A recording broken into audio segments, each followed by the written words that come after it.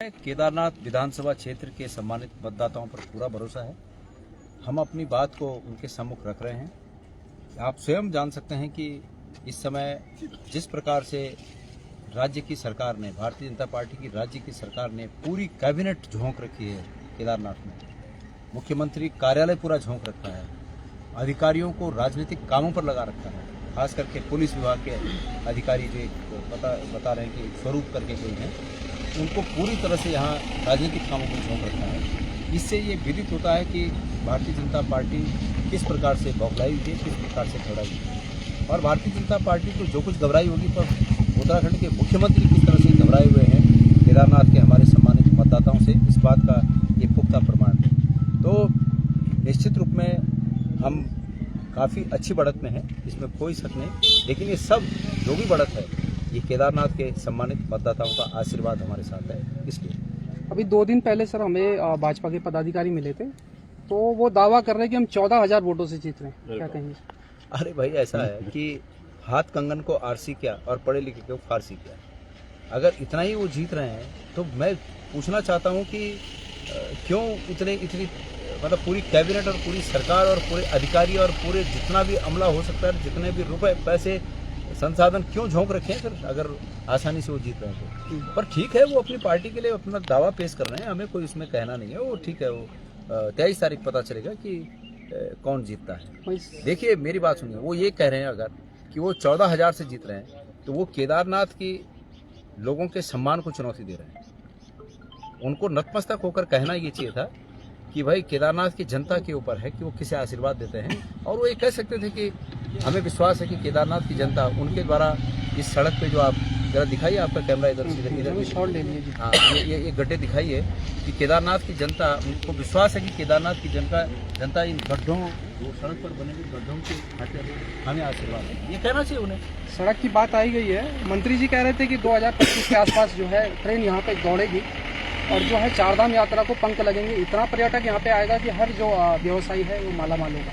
भाई मैं ये कह रहा हूँ कि अगर रेल लाइन भी आ रही है तो वो भी कांग्रेस की देन है, वो भी कांग्रेस की देन है। और मंत्री जी को उसके लिए कांग्रेस को धन्यवाद देना चाहिए। कांग्रेस ने उनकी, ये जरूर है कि उस समय वो सांसद थे, लेकिन वो कांग्रेस के सांसद थे। और उनकी बात पर जिस पार्टी ने, जिस सरकार ने इतना बड़ा 40,000 या 50,000 करोड़ बता रहे हैं कि इसमें खर्च हो रहा है, इतना बड़ा काम उस कांग्रेस के सांसद के बोलने पर इस क्षेत्र के लिए किया, तो इसका पूरा श्रेय कांग्रेस पार्टी को जाता है। माननीय मंत्री जी उसका श्रेय न लें। माननीय मंत्री जी इस बात का श्रेय ले सकते हैं कि उन्होंने कहा था कि सड़कों के गड्ढे ठीक करने के लिए हमने ऐप बना दिया है।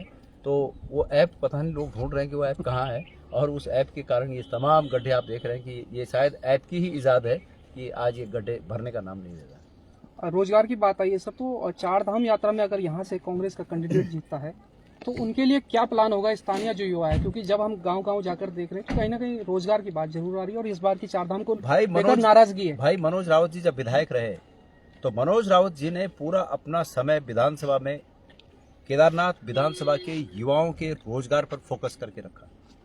हर उनके विधानसभा में दिए हुए वक्तव्य को आप जांच सकते हैं, उन्होंने हमेशा केदार और केदारियों की बात की।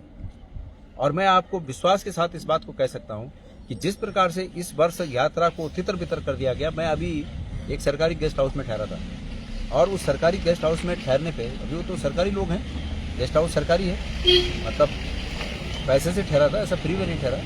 लेकिन जब मैंने उनसे पूछा तो उन्होंने खुद कहा कि भाई यात्रा की स्थिति बहुत खराब हुई इस साल। मैंने जनरली पूछा उनसे कि क्यों खराब हुई, तो उन्होंने वही बात की जिसकी सफाई मुख्यमंत्री जी देते फिर रहे थे कि नहीं मैंने नहीं किया, नहीं मैंने नहीं किया।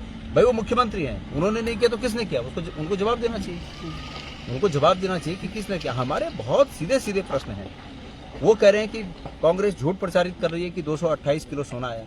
मैं ये कह रहा हूँ 228 किलो नहीं, 230 किलो 230 किलो झूठ प्रचारित कर रहे हैं, वो उनका कहना है। मैं ये कह रहा हूँ कि भाई आप उस समय जब 230 किलो का प्रचार बीकेटीसी और तमाम मीडिया कर रहा था, तब आपने क्यों नहीं इसको जांचा?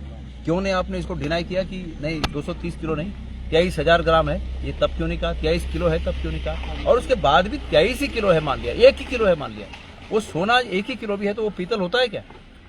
कोई दुनिया में ऐसा केमिस्ट्री का वैज्ञानिक है क्या, केमिस्ट्री इंजीनियर ऐसा है क्या कि सोने को जो है पीतल कर दे? ऐसा होता है क्या?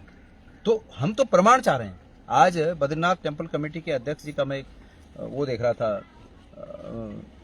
क्या कहते हैं उसको, बयान देख रहा था कि गणेश गोदियाल का मानसिक संतुलन गड़बड़ा गया है। अगर वो ये समझते हैं कि गणेश गोदियाल का मानसिक संतुलन गड़बड़ा गया है तो एक सच्चे और निस्वार्थ व्यक्ति को वो इसी रूप में देखेंगे, और एक सच्चा और निस्वार्थ व्यक्ति निश्चित रूप में एक करप्ट व्यक्ति को, एक करप्ट संस्था को, एक करप्ट सिस्टम को वो निस्वार्थ और सच्चा व्यक्ति मानसिक रोगी लगेगा। इसके लिए मानसिक रोगी बनना पड़ता है। किसी को तो उनके खिलाफ बोलना पड़ेगा कि गलत करना है। हम भी उसमें अगर शेयर होल्डर हो जाते तो तब तो बोलते गणेश गोदियाल बहुत अच्छा है, आवाज को उठाया, तो हम उनके लिए मानसिक रोगी हो गए। बहरहाल मैं उन्हें कहना चाहता हूं कि अपने बड़े नेताओं को पूछ ले, मैंने उनके बड़े बड़े नेताओं का मानसिक रोग ठीक किया हुआ है। मूल निवास को लेकर कांग्रेस का क्या है, क्योंकि जब जगह जगह जा रहे हैं तो कहीं ना कहीं मूल निवास 1950 की जो मांग चल रही है। भाई सरकार फजूल में बेमतलब मूल निवास के प्रश्न को उलझा रही है। मैंने पहले भी कहा कि गणेश गोदियाल को उत्तर प्रदेश में रहते हुए मूल निवास हासिल था, तो उत्तराखंड में रहते हुए मूल निवास देने में क्या दिक्कत है। आज ये मांग उठी है तो सरकार को इसे सहज स्वीकार करना चाहिए। कांग्रेस सत्ता पे आती तो ये निश्चित रूप में, हमने पहले ही कहा है भाई, देखिए किसी पे फर्क नहीं पड़ रहा है, न हरिद्वार के व्यक्ति पे फर्क पड़ रहा है, न उधम सिंह नगर के व्यक्ति पे फर्क पड़ रहा है, न अल्मोड़ा, पिथौरागढ़, उत्तरकाशी, पौड़ी, टेहरी, कहीं चमोली, किसी भी व्यक्ति पर, रुद्रप्रयाग, किसी भी व्यक्ति पर उस बात का विपरीत असर नहीं पड़ रहा है। अगर हम मूल निवास का क्या जो सिस्टम है, मूल निवास की जो व्यवस्था है, उसको अगर जारी करते हैं तो किसी पर फर्क नहीं पड़ रहा है। दूसरा, भू कानून की आप बात कर रहे हैं। भू कानून निश्चित रूप में, ये भू कानून का जो चिन्ह है, मनोज रावत जी ने आज से 6 वर्ष पूर्व इस बात को समझ लिया था कि सरकार की ये दिशा और दशा किस तरफ जा रही है। मनोज रावत जी ने विधानसभा में बिल्कुल खुल के इस बात को कहा था कि इस प्रदेश की जमीनों को बेचने का सरकार के द्वारा ये जो कानून लाया गया, ये एक षड्यंत्र है, और इस प्रदेश की जमीनें बाहरी लोगों के हाथ में देने का ये षड्यंत्र रचा जा रहा है, बहुत स्पष्ट रूप से। आज पूरा उत्तराखंड उनकी उस बात पर आंदोलित है। तो हमने, कांग्रेस पार्टी ने इस केदारनाथ विधानसभा को एक काबिल व्यक्ति, एक ऐसा व्यक्ति जो समझ रखता है, एक ऐसा व्यक्ति जो स्टडी करता है, एक ऐसा व्यक्ति जो पढ़ा लिखा है, ऐसा व्यक्ति दिया है। कोई भी मुद्दा अगर इस विधानसभा क्षेत्र कर रहा हो, चाहे वो केदारनाथ मंदिर को दिल्ली बनाने से संबंधित, केदारनाथ धाम दिल्ली बनाने से संबंधित हो, चाहे वहाँ पर केदारनाथ जी के मंदिर पर किसी व्यक्ति को भगवान के रूप में स्थापित करने वाली कोशिश रही हो, चाहे सोने का पीतल बन जाना हो, या चाहे यात्रा को इधर उधर तितर बितर करके यहाँ के लोगों के साथ बड़ा धोखा सरकार के द्वारा किए जाने वाली घटना हो, मनोज रावत ऐसे जनप्रतिनिधि रहे हैं, नेता रहे हैं कि उन्होंने हर समय आगे आकर केदारियों के पक्ष में अपनी बात रखी और केदारियों के आगे झंडा बुलंद करके उनकी भावना को, उनकी आवाज़ को सरकार तक पहुंचाया। सरकार ठिठकी, सरकार डरी इस बात से। तो आज मनोज रावत जी की इस विधानसभा क्षेत्र को आवश्यकता है। मैं उम्मीद करता हूं कि यहाँ के लोग इस बात को गंभीरता से समझेंगे। क्षणिक स्वार्थों में लोग नहीं आए, 1 दिन 2 दिन का कोई कर सकता है हमारा भला, लेकिन मनोज रावत को साथ देना, उनके आने वाली जो जनरेशन है उनके भले के लिए मनोज रावत जरूरी है।